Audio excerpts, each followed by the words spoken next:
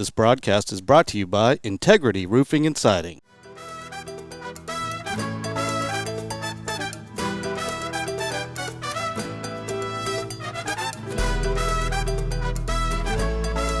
And just like that, ladies and gentlemen, take your paper calendars at home and flip to November. I guess you would have already done that because here we are, first Thursday of November, and we are now 3 weeks away from Thanksgiving. As we welcome you in to the 3 Cents podcast presented by Integrity Roofing and Siding. I'm Ernie Zuniga. This is Mike Taylor. This is Cleto Rodriguez. And yes, I already have turkey and dressing and pie on the brain. As you should. Because November means Thanksgiving cannot be too far behind. Well, probably because you're a normal human and you don't put one holiday ahead of the other. I got enough to worry about. You're not thinking Christmas until Halloween. Oh, It's for over. sure. And yeah, then you're not thinking Christmas until Thanksgiving is over, right? Mm-hmm. Halloween's over. Now it's time to now we can start thinking about Thanksgiving, right? You always don't tell me you don't go out and buy Christmas gifts. No, before I haven't. November. I don't think I bought a single gift yet. Good. No, and I probably won't. I don't even go the day after Thanksgiving. Men should procrastinate and wait till the last minute. Damn it. I do. No, I stopped doing. I did that one year, the Black Friday. Get up at 3 a.m. and think I'm going to save hundreds and hundreds of dollars. Oh yeah. And then I did all the math. I don't need to be hit in the face the day after Thanksgiving. No, I No, don't. I remember going to a Kohl's one Black Friday morning, and it was cold, and it might have been raining, and we get in line, and we get there, and they're out of carts. No more shopping carts. And so we run in to get all these things, but we have nothing to put them in. Yeah. So we're carrying around all this stuff and the lines, and then you realize, and you do the math when you get home, you realize I probably saved $30. And I was like, never again. Mm-hmm. And this is probably before Amazon really, really took off, and you can literally get everything on Amazon in a day or two. But I'm just not a big, or people used to camp out. Did you ever camp outside of Best Buy? No. On a Black Friday for a 70-inch TV? I don't like camping out anyway. I don't like camping out in the woods for fun. I ain't camping out in front of no damn Best Buy or nothing. Okay, I just checked. I mean, no, I've never understood that because, like you said, how much did you save that day? $30? If that. Are you accounting for the $50 you spent at lunch? The gas? Yeah, no, you're right. Time in line? It was not worth putting up with all the humanity? You count all that? No fun. No fun. No. So I'm all good. I'll get stuff in December and stuff. I'm a simple man. I've gotten simpler as I get older, and it is the least resistance for me, brother. I'm not lazy. No, there's a difference. Simple. Yeah. I try to make my time quality, and it ain't spent, like you said, it ain't spent getting up at 4 o'clock. Work smarter, not harder, right? Yes. Yeah. It's funny. It's like buying, well, hey, I got the sugar-free cookies. Yeah, baby. Yeah, but Grandma, you had 39 of them. Yeah. You know, what are you doing? Were counting. But they're diet. Oh, yeah, but it's cool. But, okay, sure. But I say, it's funny because, like, my kids always do that. Oh, Daddy, we went to see the 1975. That's a band. Of course, you old people don't know. Yeah. Oh, yeah. Well, what'd you spend on tickets? $150. Mm-hmm. Yeah, but Daddy, we got free parking. Okay. Sure. Okay. It's funny. Like my kids will say, "Well, we saved. We went to. They had $25 off, so we went to I forget the concert. My kids love concerts, and that's great. They're having memories. They're making memories. Can't put a value on the memory. Oh, priceless. No, I was like, what was it? We saved. We got $40 off $100 tickets. Mm-hmm. So we saved $40. Mm-hmm. I said, no, you didn't. You spent $60. You spent $60. You didn't save $40. No, Daddy, it would have been $100 otherwise. Okay, yeah. So you saved $40. Right. So you're going to go take $40 other and put that in your savings account to make it actually matter. There you go. Well, I don't have a savings account, Dad. Of course you don't. See what I'm saying? It's like it's 50% off, so only spend $80. You spent $80. No. But I saved $50. Did you put the the right. $50 in the bank? Then you didn't save anything. You still spent. And so it's like I always tell my kids. That to my kids. What do I tell my kids? It's always cheaper when you don't buy it. That's correct. And you can imagine how that goes over in my house. Let me say something. I mean, I don't want to come off as a tightwad either. I believe in quality clothing, quality things. Sure. I don't need 100 of them. This flannel is a $100 flannel. It's a beautiful shirt. Thank you. And I'll wear it for 20 years. Yes, you will. And I'll only own one other flannel. Right. And it'll also be a decent Must be flannel. nice not to get big. Okay. I'm sorry. It's always back to that. No. You need therapy. No. Look, I do. These are $80 track pants. Oh, my goodness. These are $140 sneakers. I'm matching. Oh, look, babe, I'm matching today. I love it. I love it. No, it's like I will wear these though for 10 years. You know, No. I'll wear. I don't mind spending money on shoes, but I'm gonna wear the hell out of them. I'm not used gonna to- have 35 pair because Right. another. Oh, but James Harden just released his new one. I'm not doing that. Anyway, I used to go cheap sorry. on shoes Sound until like I an old-ass realized, man. when standing up for work and everything, and I realized the toll it was taking on my feet. Yeah, you got to go And good I was shoe. like, Yeah, yeah. okay, I'm going to spend, money on shoes. I'm going to Yeah. take care of myself. Did you have a little bit suit deal at Fox? better. So we had a clothing allowance. Okay. So they would give you X number of dollars every year or whatever, and then you spend that. And of course, I couldn't go buy Nikes, or I couldn't buy it had to be something that would be on the air, so a suit or dress shirt. You got. They turn in gave the you money to receipts. go buy suits. Well, you turn in the receipts, and then you get reimbursed for that eventually. And Interesting. My buddy Ralph used to call Dallas Stars hockey. He had to wear a suit every night to call hockey games. Yeah. And there was a place called, I'll just give him a plug, I guess, Lombardo Custom Apparel in Dallas. Fantastic. It sounds expensive. Lombardo, they provided the suit. My buddy had 40 suits. Nice suits. Prada, Armani, all I that bet. stuff. Never spent a penny on them. I I bet. just always assumed that TV guys had like you went to a tailor, they tell, hey, go on No. Friday, go spend 2 hours with our official tailor, No. get fitted, here's 25 suits. I guess that, maybe in a bigger market they did that. that ended with Chris Maru, I guess. Yeah, well, he had ties and everything too. I would tell people one kind of thing that was interesting when I left a few months ago is now I have to pay for my haircuts because I had a hair allowance. So you didn't. So I never okay. for Interesting. 20 something years I never paid for a haircut. But did you go to the same person and like send a receipt? Or did they I would have- go did to they have a different place. Well, it depended. Sometimes they had a salon. Yeah. A salon where they hand you wines and cheeses when you walk in. Yeah, man. I'm good. I don't need wines and cheeses. Just cut my hair, please. Give me a nice massaging shampoo. Or I would go to Sport Clips or wherever. Sport Clips. Well, because I okay. don't have it's not like I have it's a 2 all the way around. Okay. And just thin it out on the top so that it can still lay across this way. Yeah. And I'm out. That's it. Yeah, you got to get that Anchorman swoop up. I had a Caesar cut years ago, like when George Clooney had that in the ER days. Yeah. And then early in my career, I had they called it the tsunami because I had a part in it, and I went against the cowlick, and so it looked like a giant wave coming over the top of my hair. You ever had the Charlie Brown? Never had the Charlie Brown. I've always had the big wave. Although right But- now I got my hair cut this week, so I see that. yeah, but don't get used to it. I get like 3 cuts a year. Did you ever Let it grow long Did you ever cut. have makeup for your when you did on camera appearances or anything? No, so I did a try when I was in Hawaii. I actually auditioned for a sports and news anchor gig in Hawaii. Really? Yeah, and this is a great story if we have time. We have time. Oh, so I was almost a television star. What? I auditioned for it because I didn't. Well, this is pre-divorce. I thought that I was going to stay in Hawaii. You know, okay. When I was in Hawaii, I needed extra money. It's effing Hawaii. You know, It's cost of living. Yeah. it cost of living, and so I had a chance to go and audition. I was just brown enough to pull it off. Oh, They're like, do you think you can learn all of the pronunciations like Kulika Mika Lega Laga Rega Laga Raga Waga? I'm like, I can do it. Yeah.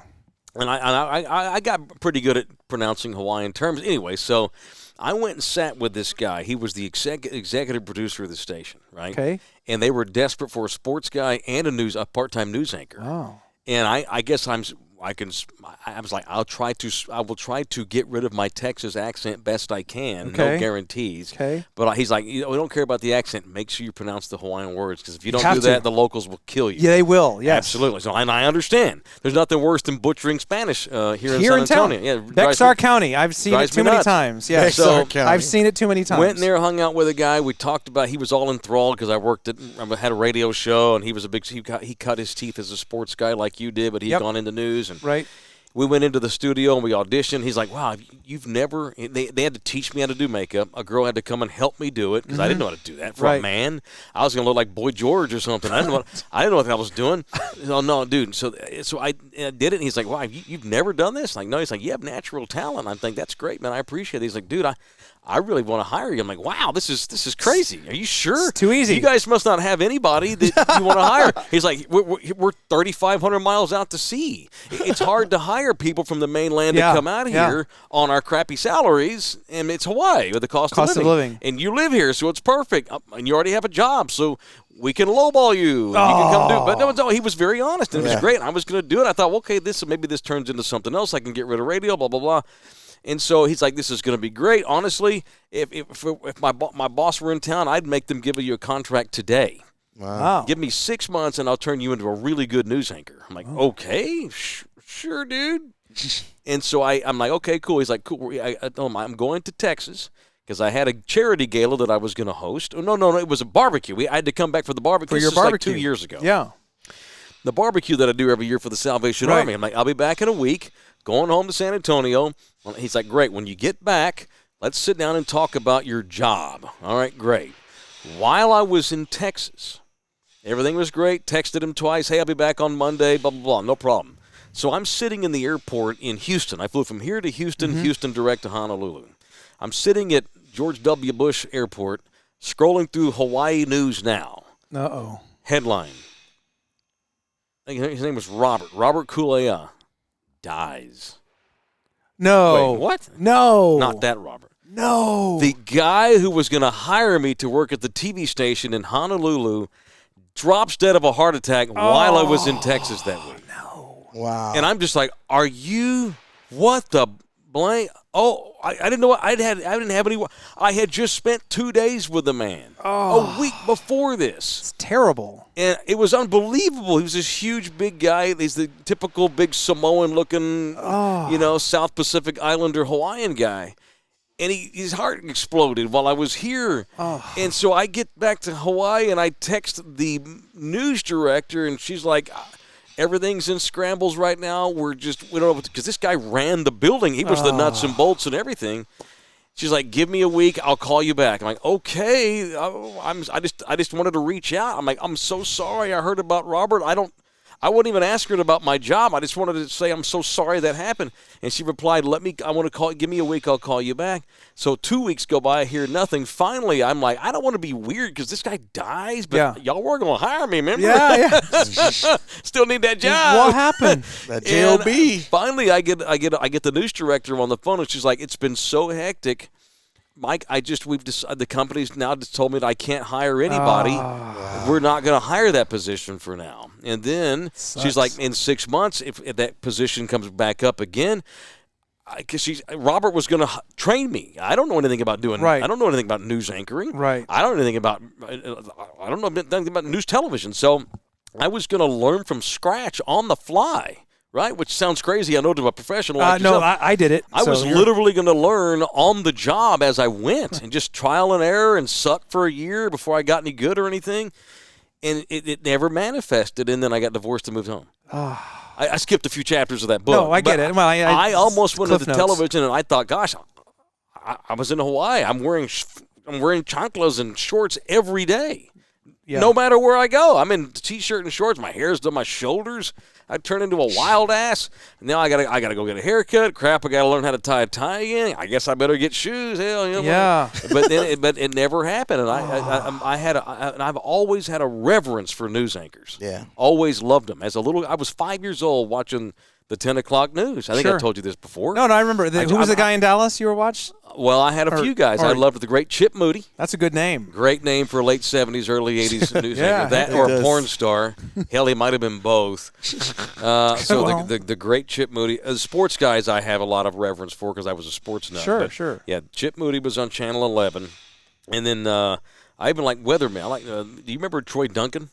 You ever heard that name? I don't know if I've Troy, heard that. It's funny how local news anchors become legends in their own little city, but no one knows who they are outside. Troy Duncan was a longtime weather guy on the ABC station up there, Channel 8, WFAA.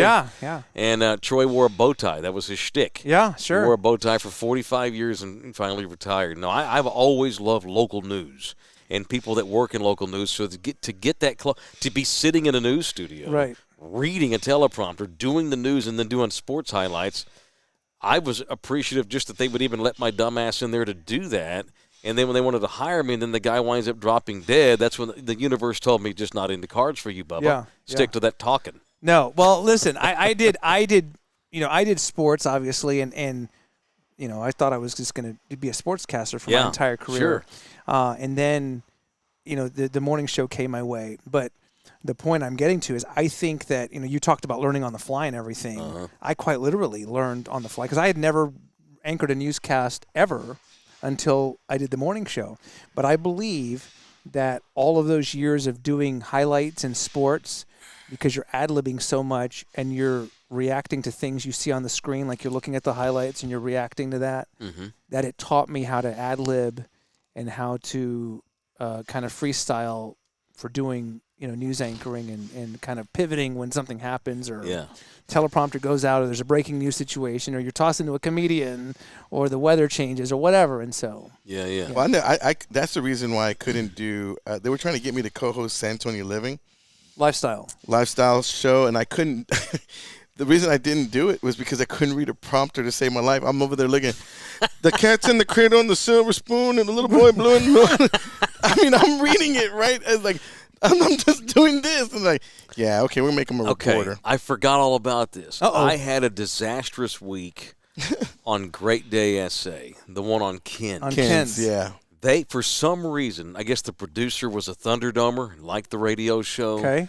The tall blonde woman that used to do it was on vacation. Christina. I think so. Okay. They needed somebody to do, and I thought, you know what? I'm going to do this. It's going to be a great bit. A, it's either going to go great and they're going to offer me a job, or B, it's going to be so horrible, it's going to make great radio every day on the talk show when I do the radio show. Right. It was the latter. It was No, terrible. wait a minute. So I'm good at reading a teleprompter, right? I'm decent at that.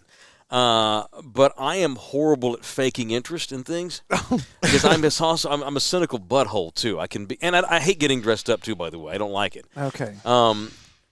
It's hard to. Oh, this is amazing cream for your vagina. This is on sale where? I would love to. I would love to tell all the women about why they should go out and buy this today. And how I can't do those. I can probably do the news, but the 9 o'clock shows and look, I don't want to upset anybody. The lifestyle, it's not. I'm not trying to. I'm not diminishing. It's hard. I would have had to have I would have told them, look, if I take this job, the products that we're going to have, the people we're going to interview, it's got to be stuff that I have an interest in because I cannot be disingenuous about. Good luck with that. Oh, look at this! It's amazing. Tell us more about how to get is there a website we go to figure out more? If I'm going to do that, it's got to be a topic that I really care about. Yeah. And I was awful, and I never knew where to put my hands. They were all I looked like I had an ailment or something. No, yeah. I had no on air. It was horrible. I had no presence on the camera, none whatsoever. Have you ever had a consultant disaster. in your time doing? No. Never had a consultant come to see you. Did you ever? No. I did. You had a consultant. The consultant was trying to get rid of me.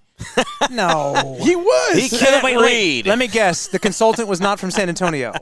He was from San Antonio. What? He was from San Antonio, and if I remembered his name, I would say it. I mean, if I remembered it, I would definitely say it and call him out.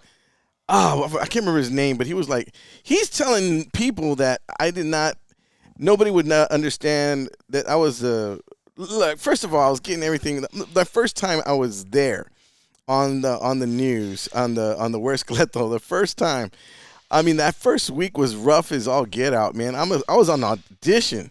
And I'm there, and mind you, I was like a mumbling idiot. I didn't know what I was saying or whatever. And I'm just like, we're here, and taking down the Christmas lights, and and I'm doing all this stuff. And this guy's like, he's a moron, And I had everybody on Facebook just coming at me, like, I'd rather hear dogs get it on and all this what? stuff. Wow. Yeah, it was like, go kill yourself. Wow. And finally, I did not know, and you know this, Ernie, but I did not know. I came from a comedy world, so I had fans that were cool, that liked me. And then I come on this news thing, and all of a sudden you're got all these. I found out what trolls were. And I did not know you were not supposed to respond back to them. Oh. You're supposed to say, thank you very much for watching. I really appreciate it. I didn't know that. I was responding saying, hey, Haas, it's called Where's Gleto for a reason. Come tell me that to my face. Oh. Yeah, it ain't called Where's Joe at That's McDonald's. Right. It ain't called. It's called Where's Gleto. And then the other thing I said was, it doesn't take that much, Haas, to change the channel. Oh, yeah. Yeah. I forgot who it was. I think it was Jay Avila that told Tom Bell at the time, was our news director. I think it was Jay. I'm not too sure. He said, "Hey, you better go get hold of your boy. He's telling people to change the channel." Oh, shoot. And I was like, I got my privileges taken away, my Facebook privileges. I couldn't respond back to anybody. Were you answering on the station's Facebook? Yes. Oh, yeah. I was answering back to everybody. Yeah, Everybody that said something to me. You don't even know me, lady. No. Look at your profile. Yeah. Fangs for teeth. I'm like, are you kidding me? I was going at them. I was Nice. going back Atta at baby. all of them. And they were just like, you can't do that. Christine, you can't. I felt like no one was defending me. I said, I'm going to defend myself. And they go, you can't do that. I go, who says who? And they go, that's the part of the gig. You can't. You got to take it. Well, you take it. I go, I'm going to answer. I'm doing fine right now. And that's when I got called in the office, and I said, okay. I can't do Well, no more. look, I don't want to make y'all nervous here, but because who knows what's y'all in our not TV is not in my future, so I don't give a damn. Okay. One more point about I struggled with that Great Day essay. Yeah. And no disrespect to that show at all. It's just not my cup of tea. It's nothing that I could do. I could do better than Esteban.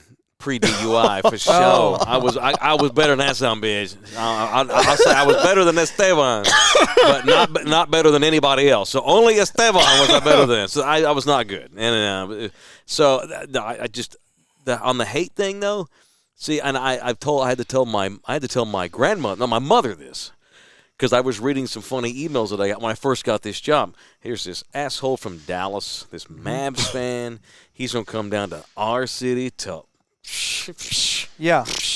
You can imagine. I can imagine how that went over. The negative feedback that I got from lots and lots of. So I printed some and I would read them on the air, the real bad ones. It was funny.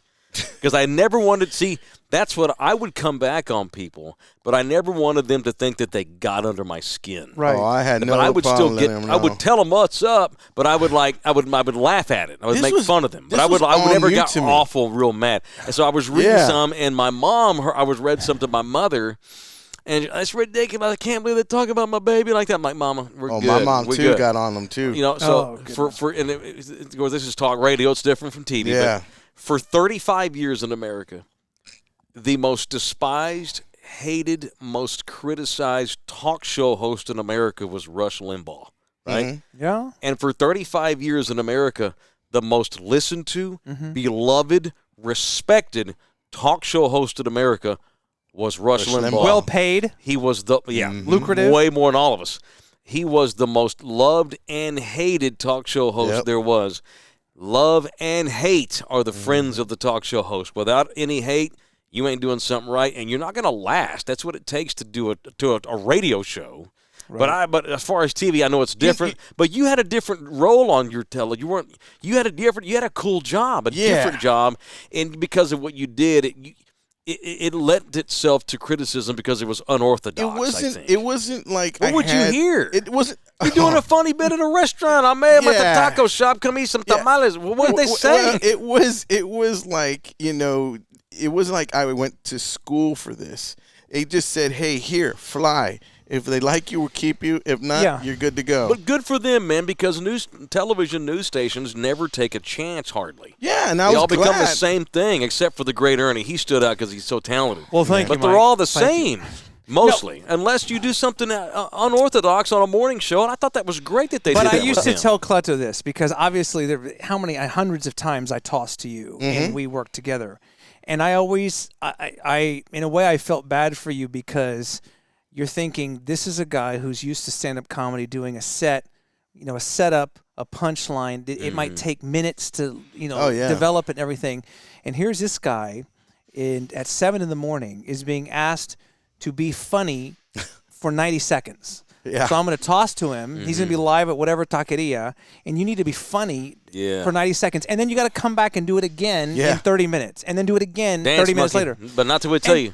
And that's the thing is how do you – Now stop. I'm not in the stand-up comedian world, obviously. It's one thing to have a zinger. We've talked about this before, to have a zinger on the podcast or on the show.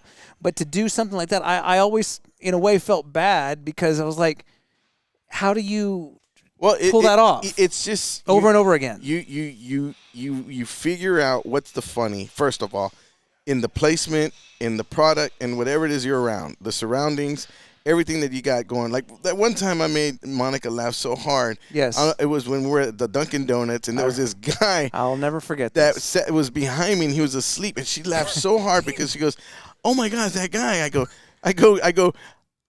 We thought he was having a medical episode. Yeah, I said, I got these 4 pairs of tickets to the missions game, and everybody's excited. And the guy was like, this, and he's like this, passed out. And I go, "That's great TV." That guy just had 2 coffees, 3 donuts, and he's out. And Monica goes, "Well, I hope his wife's not watching. I hope his boss is not watching." Yeah. So just stuff like that, just one-liners. Yeah, man. We had a lady come in that same show, and this was off camera. She came in a spaghetti strap blouse, a pajama, whatever, and then silk pajamas, barefooted. And I go, "Hey, lady, this ain't Survivor. You better go put some clothes on." I go, "It's a family show." I don't know where she went to their car, whatever, came back in a Rosedale ready dress. I said, "Man, oh man, you really want these tickets, lady?" It's like, man. Free giveaways, It's getting back to like when I first started.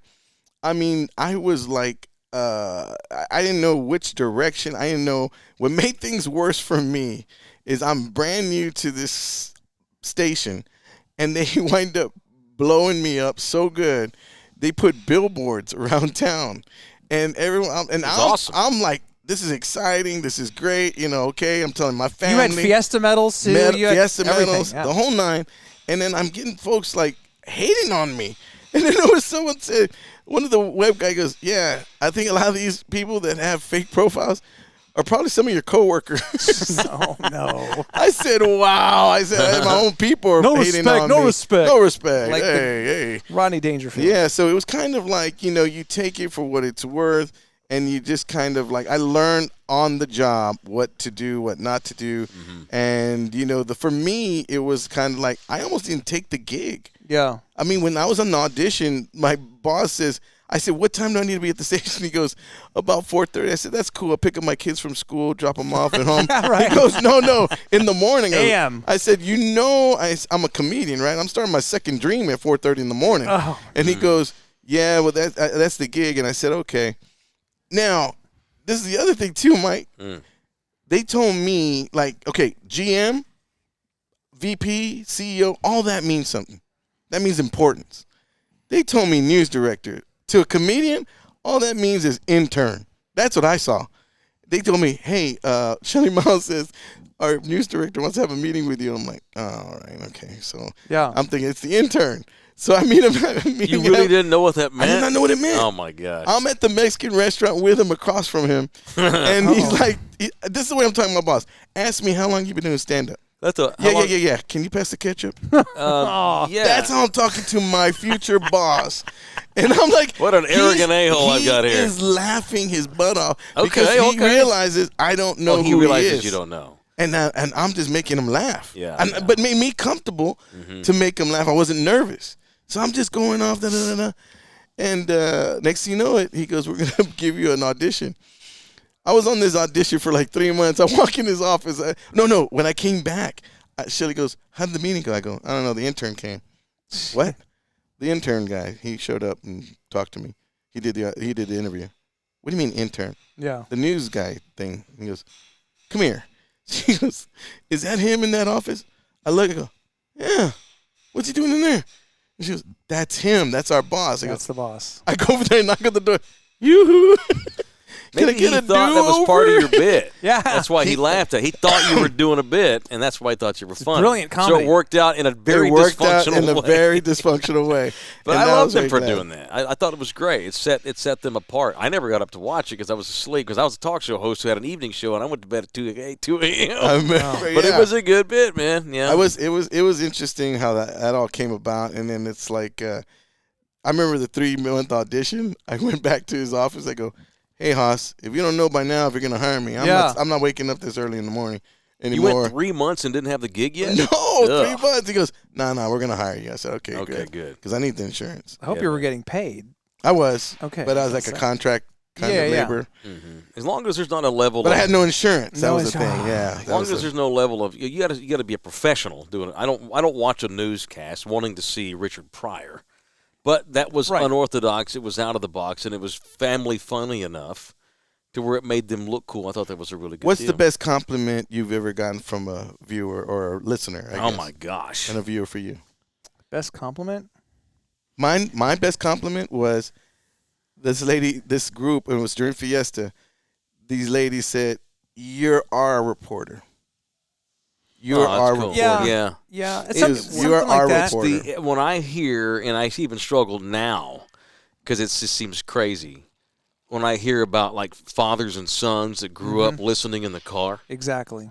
and now like dad's passed, son's grown, Yeah. still listens every day. Miss you on the radio. Hey man, I have a podcast. Yeah, I know, but we used to listen to you on 760 in the morning On the way driving to to school, work. yeah. Military guys are always cool to hear from that are overseas. Hey man, I'm from Katula and Yeah. I've been in Japan for 2 years. I'm with the hell on a ship. We get to listen to you once a week. I feel like I'm home listening to your show. Yeah. So the people that have passed, military guys, those are two of the ones. I actually am proud of this. It's weird though. So there's a guy that's doing life in prison in TDC somewhere in this state for murder. Right now. He believes he was wrongly convicted in the early 90s for murder. He and a buddy robbed a store, and he says the buddy killed the person behind the counter, but he went down for it, murder. And he wrote a book about life on the inside of a prison. It was a made-up fictional book based on real people. He just created characters that are locked up with him, I think, down in South Texas. And in the book, they mentioned listening to my show. What? In the book. I have a copy of the book at home. It's pretty crazy. That is cool. And it was like, so I had guys in the clink listening to the talk show, which was insane. So from military heroes to poor guys doing time for murder, it's crazy the reach that I've had since I took this job. You know, I can even show you the excerpt of the book. Because I'm cynical, I don't like a lot of people. Y'all probably heard me say, like, 9 out of 10 people are not really worth your time. Or I think I've worded it also. 9 out of 10 people are full of shit. Like I've heard that version. Yes. Yeah, you look at this highway out here, 281. Every 10 cars that drive by, 9 of them have people. I don't need to know them. I just don't like people. Maybe it says something about me, my upbringing, lack of trust. And they mentioned that in the book. And you would only know that if you listen to the show. And it's like, yeah, make sure you. I'm trying to be positive. The gist is, the lesson is, hang out with people that got something. Don't hang out with idiots. Hang out with someone who's about something, who's got something. That's who you hang out with, and it's rare. And I got to mention in the dude's book, and he's never going to get out. He got life without parole. I've thought about emailing him or sending him a letter. I don't know why I haven't done it, though. I just haven't done it. But yeah, he's a real guy, a real author. And I've actually had Thunderdomers look him up and get all of his information on the inside, his number and his location and all this, and send it to me. Look, I got the dude's information. I haven't done it yet. Yeah, I'm afraid he's going to start emailing me once a week because he's nuts. It's funny how you say have they listened to you, because I did my church has a prison ministry, and they asked me. The pastor asked me. He goes, "Would you mind coming and performing for the fellas?" But he made it sound like they were at a coffee shop. You know what I mean? Right. And it was in Hondo. It's the Hondo prison. You went to the Hondo. unit. Yeah, the brother. unit. Yeah, right. man. And he goes, "I want to know if you would come down." I'm like, okay. In my head, I already said no. But what came out was, yeah, Pastor, sure, no problem. And I go over there, and I'm thinking, now, how many's in this Bible study? He goes, on a good day, probably, Cleto, maybe 20, 25. I go, that's cool. I can handle that. Yeah, that's no man. problem. So I'm there, and I'm getting dressed up. I don't even know what to wear. I'm all in black like Johnny Cash. Oh, you know? So, Folsom Prison? Folsom Prison, Yes, right? all right. So I go over there, and I get there early, and I mean, I'm praying all the way down there, right? And I told my pastor, I said, now, this group again, how much? He goes, yeah, Cleto, about that. The warden found out that you were coming, and they're big fans of yours. They watch you every morning, and so he opened up to the whole population. Oh. He goes, so you got 2 shows. The population of 300 for the first one, Yeah. and 20 for the second show. Now, the 20 is the rough ones. They're the knuckleheads, and they go. Yeah. I go, okay. Now the only security I have is a security guard, a prison guard. She's this tall. Oh. And she don't even have a gun, no mace, no pencil, no nothing. I'm thinking, I'm going to get shanked. I'm going to get shanked here. This is it. I'm not making it home. I'm like, oh, my goodness. And they only have, like, the prayer group, 2 ladies and 2 guys. And I'm thinking, oh, my gosh, I'm not going to make it out of here. So all these guys come in here. I kid you not. It wound up being one of my best sets ever because I had a captive audience. You know what I mean? Yeah, so I'm cool. there, and I wind up just killing. Oh, And then don't say that. Oh, yeah, true. Yeah. So I was there, and I wind up, they're not supposed to shake hands. Man, I'm over there hugging. I'm like, yeah, all right. Yeah. And they're like, man. And there was, to this day, those guys, when they get out, come up to me, and they're like, man, you were there. You got me through, and I really appreciate it. And I was like, really cool. So I was like, all right, awesome. That was the first show. The second show, there's nobody on this planet The nightcap. that could tell me that I'm not funny because I tell you, I had these guys walk in, and there's 10 of them. And I go tell the pastor, I go, hey, Pastor, I thought you said there was 20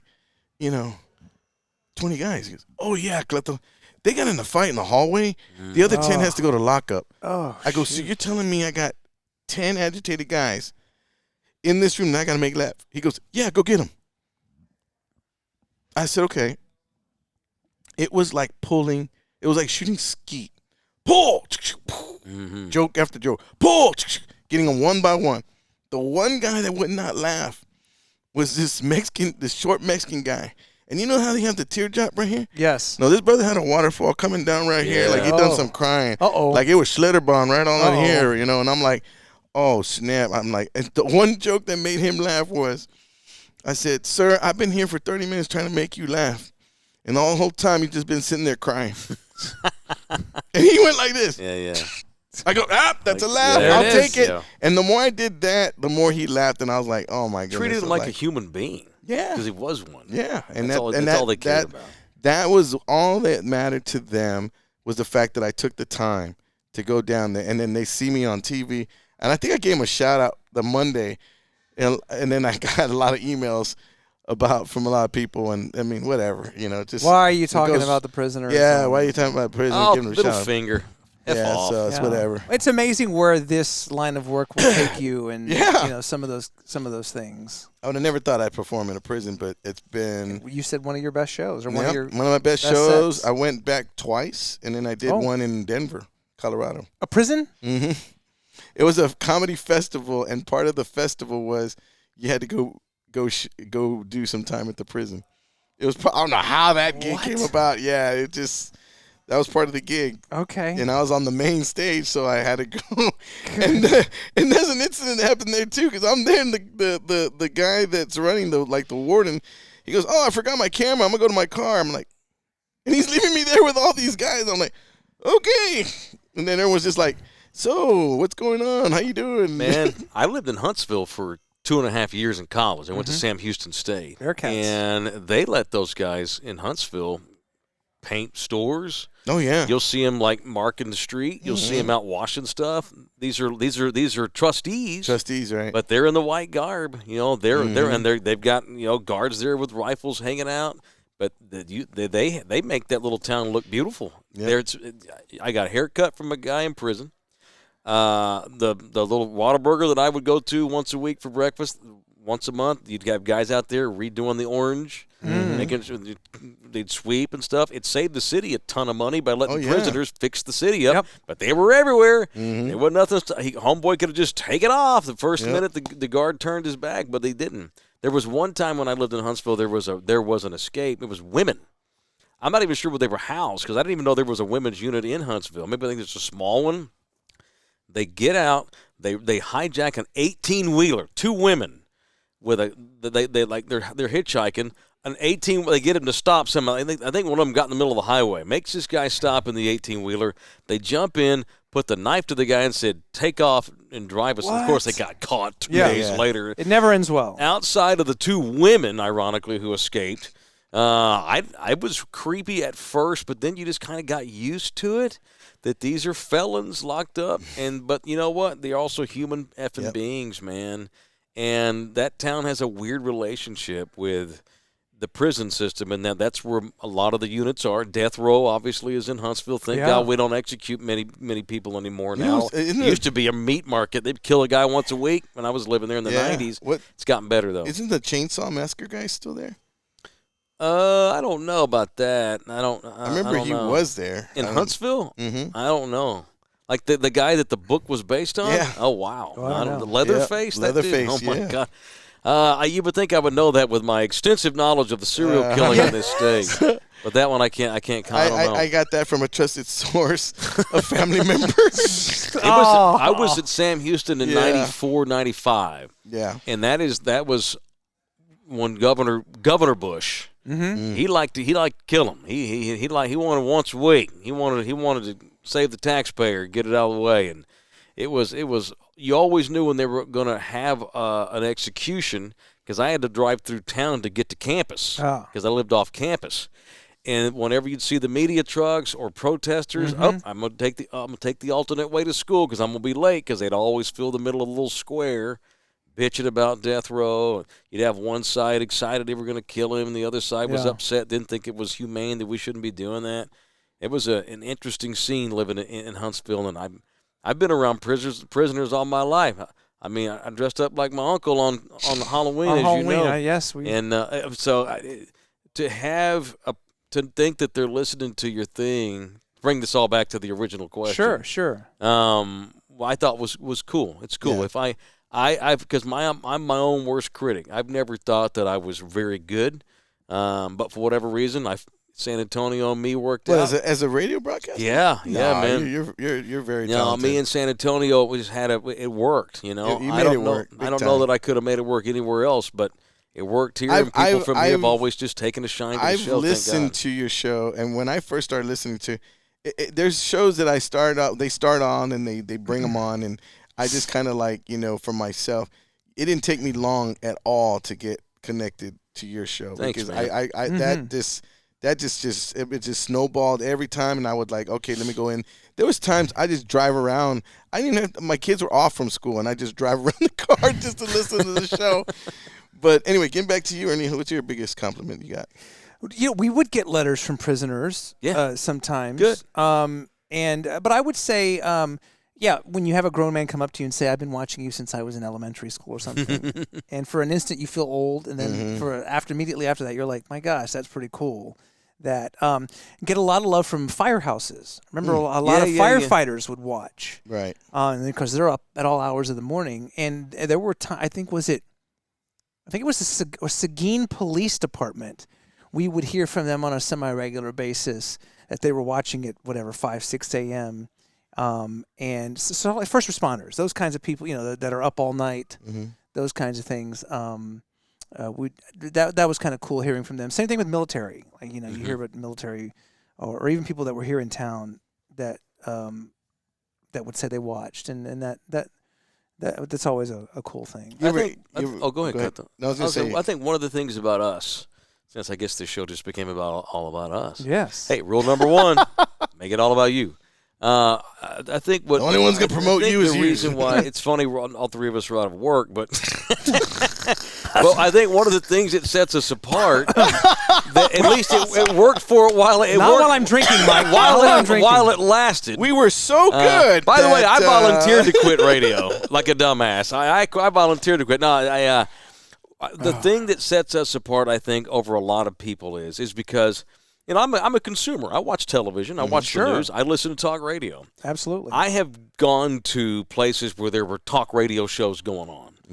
I'm appalled every time I see. And this is my profession, so I'm probably overly analytical of it. Sure. But I can't tell you what an ass whip it is, and how disappointed I am when I'll stumble upon a radio show that's doing a remote, and they'll go to break, and the host will just sit there and screw around on their phone and not get up and interact. Right. Or they'll get up and interact, but you can tell they're not genuine at all about it. They'd rather be anywhere but that place. It's like, dude, you are so privileged to be doing the crap you're doing for a living. Yeah. you're the only reason we built a relationship with our audience. It's the only reason this podcast is working here right off the top. And I don't know how long it'll last. I want to thank all 4 of my fans for tuning in. I appreciate you guys. No, dude, look, man, because we did our jobs, but we built a relationship with our listeners and viewers while we were doing so. Yeah. They genuinely feel like they know us. Yeah. I have people come up to me, how's your kid? How's the 22-year-old? Still working at Trader Joe's? What? I know. Yeah. Yeah. Oh, I guess I said she worked at Trader. Oh, yeah, doing great. Everything's fine. Yeah. Working the midday shift now at Trader Joe's. I've clearly said that on the radio 7 years. No one ever says, "Oh, that thing you said about the Cowboys, that was dumb," or "That thing you said about the Spurs, that was awesome." It's always, "How's Nina?" How cool is Nina? Or how are your kids doing? When are you going back to Hawaii? All these kinds of things. Are you going to go see the kids? Right. You build a relationship with your audience through genuineness, and I think that's what we've had. That a lot of people that get to do what we do don't necessarily have, and they're wrong, and they're not going to last, not forever. No, I used to say this when I was on the air. In 20 or 17 years of doing the morning news, not one time did I ever have anybody come up to me and say, "You know that capital murder case? That was amazing the way you guys talked about that." Yeah. Or you remember that kidnapping? Remember that house fire on the south side? That was amazing the way. No, never. It was always, "Hey, that bit you did with Cleto, or that funny thing with Monica, or the thing with Brianna, or Mady, whoever it was." I like that brown suit you wore that time. Yes. Bring that back. Yeah. Those crazy when we did like physical comedy, or we dressed up for Halloween, or I had hiccups on the air one time. Like, those are the kinds of things that people always remember. And you know what I remember? Yeah. Is when you checked that person on live TV when they were trying to attack your wife. Remember? And they were making comments about your wife. Whoa, I haven't heard this one. I was so like, wow, that was such an awesome move. I thought, my wife was like, "You never said anything like that," But you really, the way you did, I thought that was cool because I don't know if you got permission. It looked natural. Like you just went off hey, this is the deal. There were probably 2 or 3 times in the entire run that I was there that I got like I don't know about emotional or choked up or just whatever the equivalent of Mama Bear is, like that was me. So years ago, to paraphrase or long story short, I don't remember what year it was. Tammy had come in one morning to visit me or whatever in between shows, like at 10 a.m. And she jumped on the set with me. So it was myself and Tammy, and we took a picture. And I posted it on social media and kind of joked, "Oh, got a new co-anchor, ha ha." Happened to be my wife. Some lady came on, 100 comments or whatever, but one of them was this lady. I don't remember exactly what she said, but it was attacking Tammy in her weight or her size. And needless to say, it stung, it hurt, it was terrible. And so I came on the air, I think it was the next day, and essentially I just gave like a commentary. Tammy and I talked, and we decided that we were going to kind of take kill her with kindness. Right. And that's always the most effective way. No, but here's what happened though. So I came on and I gave like a commentary because as fate would have it, I think this was around the time, who was the young man from, was it Alamo Heights, who took his life? Yeah. And then they made a law about it. Right. I'm drawing a blank on his name now. Yeah, I know the case. It was around that same time, and the station was running a campaign with the family, David Molak, I believe. Okay. And it was called Make It Stop. So this just coincidentally was at the same time that this lady came out. The bullying and all that. The bullying, right? Because David Molak took his life. He was bullied and everything. Yeah, I remember that. So the lady says this thing about Tammy, whatever. This is around the same time. So Make It Stop. So I come on and I give a commentary, whatever. Come to find out, I find out from people, this woman who attacked Tammy apparently either had been going through some mental health issues, had lost her job, was in an absolutely terrible place in her life, and probably had no realization of what she was doing. Didn't even believe what she wrote. She was she was having a tough time. So we took the approach of kill her with kindness. We're going to take the high road, make it a teachable moment. our kids were old enough to understand kind of what was happening. Yeah. Well, I mean, we chose that route. I ended up hearing from Tammy and I did an interview with a station in St. Louis. Like, I'm not saying it went national, but we heard from people around the country, like, we saw what you did. That's cool. Unbelievable.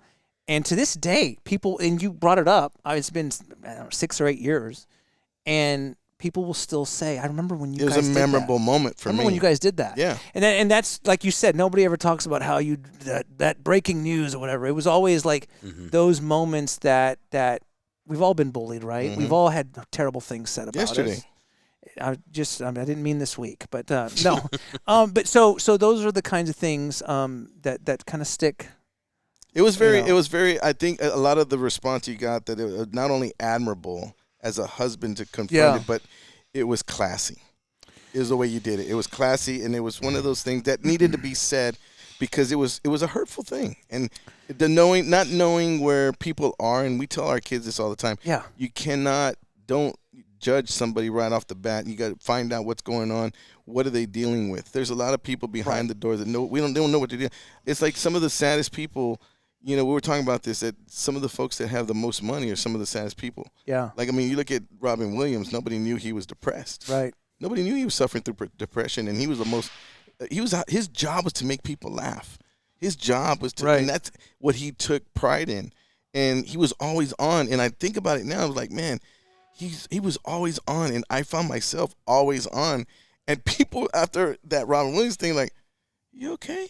Yeah. You all right? You well, okay? talking about mental health now is, it's a much more, it used to be taboo. Yeah. And, get over it. Right. Toughen up. Yeah. Suck it up. Be a man. Suck it up. Yeah. But, we talk about it with our kids all the time. I got 2 middle schoolers, and, middle school is no fun sometimes. And I tell them all the time that you don't know what these kids are dealing with. Chances are they've got something going on at home that we'll never finish. It's none of our business. But the bullying is more than likely coming from a bad place or something happening in their lives. And so I've always run hot and cold on how to react to. You mentioned the hate you got earlier. It's like, why give this asshole attention? Right. Because that's normally what a lot of them want. Yeah. For sure. Why address you? Mm-hmm. And I would read stuff on the air, the stuff that was real fun, like the worst stuff. I'd read it on the air and we'd laugh at it.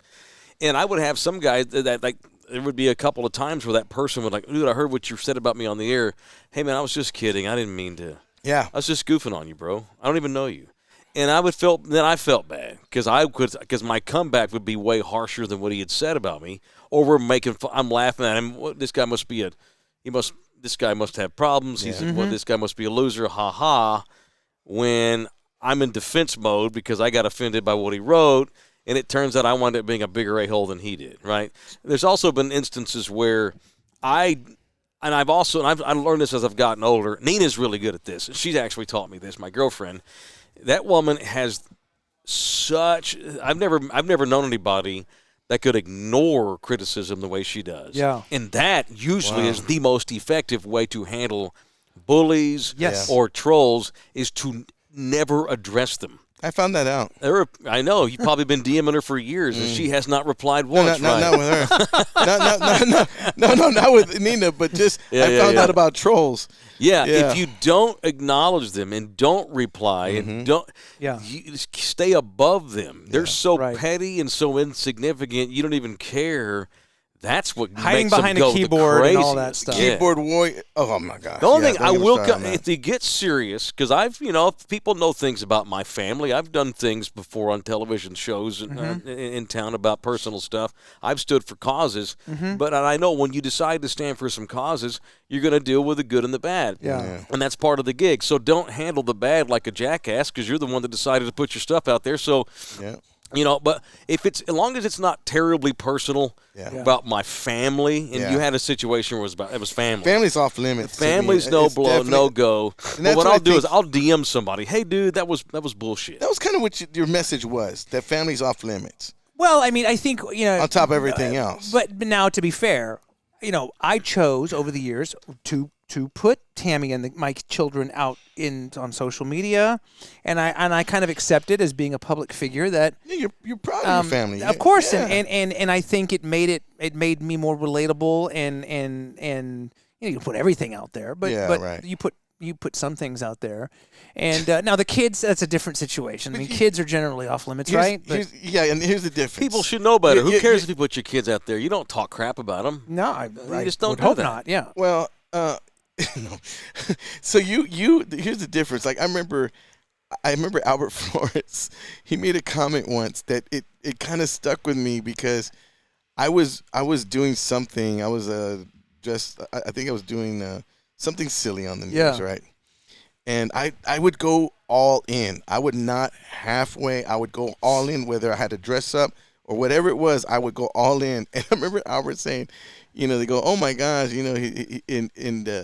Cleto, we can't believe he did that." And then Albert made a comment saying, "Can you believe that's someone's dad?" And I was like, ouch. Like, wow. And he made that comment, but he told me afterwards that, it was nothing, like he was trying to be funny. It wasn't personal. It wasn't personal. Mm-hmm. And I get that, but we read comments. Is it funny how we always gravitate toward the one negative comment rather than the 500? You got 500, right? And then that one negative one. I was like, wait a minute. You got 500 people that are like praising you, but again, and you got the 100. Negative feedback's a sign they're listening to you. Some of the people that have hated my show the most have known the most about my show. They can give you the details of everything I've ever talked about, the ones that claim that they hate me. Right. You know what drives me nuts is like on social media, like a family will post, "Oh, we're in Destin for spring break." And that's so great. Heart sign, like sign. "Oh, Destin's great. You guys have a great time." Then some guy will go on there and write, "West Palm's better." What's your point, asshole? Yeah. Who cares? Yeah. These people are on vacation. Right. They're having a good time in Destin. Yeah. We don't care that West Palm's better. I'm sure the beaches in Hawaii are better. But people do that all the time. All the time. "Oh, my mom made this chicken soup for me. I've had a cold. This chicken soup's great." "Hey, Ma, she did it. It was the best ever." Topper. Or the topper person. Topper. The one-upper. Or the negative dude. That's the negative Nancy. We went to go see Barry Manilow in concert. Right. What about that? "Oh, Barry Manilow sucks." Yeah. Well, get your ass off my personal Facebook page then if you don't like Barry Manilow. I don't go post on your crap. I never understood that. Why do you feel the need to criticize a moment where there's nothing to criticize just because you're a jerk? They can. Speaking of, and again, like you said, keyboard cowards is what I call them. When I was in the ICU, I don't know if I shared this or not. I was in the ICU. And my wife was giving an interview. They came at my wife while I'm over there in the ICU trying to fight for my life. And I had I had half of the people praying for me, and I had the other half coming at me hardcore because they found out I wasn't vaccinated. Mm-hmm. Yeah. And they had the agenda. They came at me big time.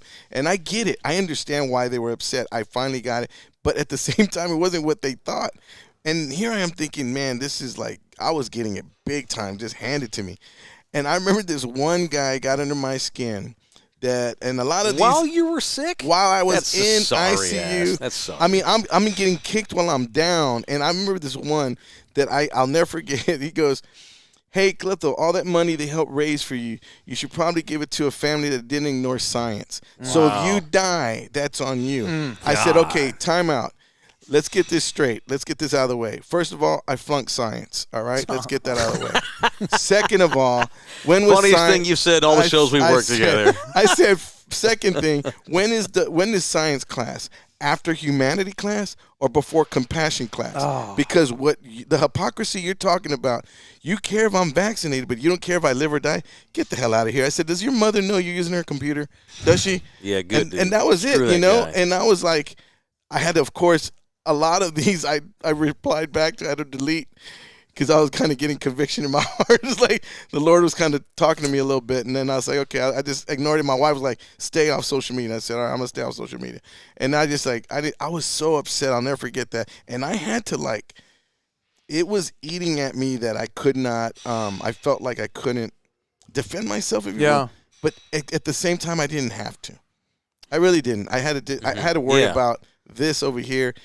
And if I'm going to make it or what's going on. You had bigger fish to fry. I had bigger man. fish to That's fry. why people have road rage, because people have pent-up problems that they have, stuff they're dealing with. I'm going to take it out on the local comedian who's in the paper. Yeah. Oh, the news anchor put his wife on camera. This is a moment for me to ignore all the bullshit going on in my own life. I'm going to be critical of people I'm never going to meet in my life and don't know anything about. Yeah. It's why you have road rage. It's why people get nuts and have bar fights, because they Right. take the daily grind of their life and take it out on other strangers, and it's toxic. And somehow people don't have the answers to their problems, and so they think they're going to be fulfilled somehow by telling some sweet family in Destin, Florida, well, West Palm's better. Yeah. Because it makes you feel better about the crap going on in your own life. And so that's why it's like I try to be picky and choosy now that I'm older and more mature about who I come back toward. Just to stay away from my lady.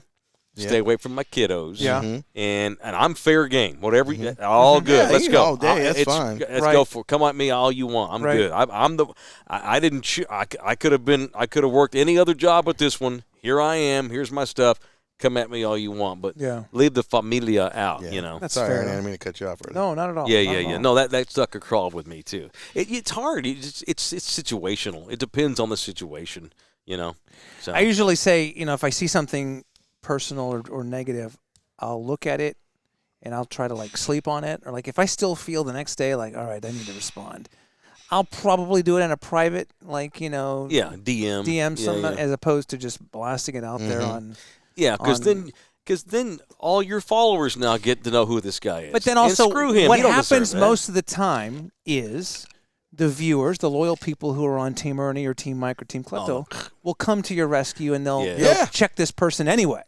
That's and so the I don't best need part. so I don't need to say anything because they've checked him or her dozens of times over. And so right, it goes back to what I was saying, but we're personal though, so that's the drawback. But mostly it's We're human. positive. Yeah. Mostly it's positive. No, for sure. Yeah, we're not successful because we've had nothing but hate. You have to have Right. a level of both. Yeah. Yeah, and so that's why I get nuts with people that are in the public that act like jerks to people when they go into the public. Don't be that way. Yeah. Not Now, necessarily. obviously, look, if I'm at dinner and I'm scolding my kid or whatever. People need to pick and choose when they come up to folks. Not that I'm Tim Time Duncan, and place. but when I do a remote, if we go do something at Integrity Roofing or something, and there's people that come and see us, or someone comes up to me on the street, I am not going to ignore that person or fake talk to them. No. And it makes me nuts because there are people in this town that do talk shows now where I've seen how disingenuous they are with their listeners who are keeping them in business and allowing them to do what they do for a living, and that makes me nuts. Yeah. So there's give and take, and there's good and bad. You and come the up bad to comes us, with the good. And even when this show is, has a 20 million followers and we're really, really big, you still come up to us, we'll say hi. I'll do your lawn. I don't care. Klepto will mow I your will lawn. not do your lawn, but I will shake Klepto your will. hand. Say Klepto what's will. up. All right. Well, there you have it, ladies and gentlemen. We have successfully completed another episode of Whoa. 3 Cents Podcast. That's it. That's all we have time Time for. flies. That's all we have time for. Time flies. But we will leave you hopefully wanting more next week as we return. And we want to thank our friends here at Prestige Motorsports for having us in the VIP lounge here with the personalized cups and everything. And Even the beverages. LG has got that damn Eagles hat on today. Well, we'll work on that. We'll work Yeah. on that. Our thanks also to Ronnie and Stephanie Suarez at Integrity Roofing and Siding, and all of you for watching us and giving us your love. Continue to do so on social media. And until next time, for Mike Taylor, Klepto Rodriguez, LG over there, I'm Ernie Zuniga saying so long and thank you for watching 3 Cents Podcast presented by Integrity Roofing and Siding.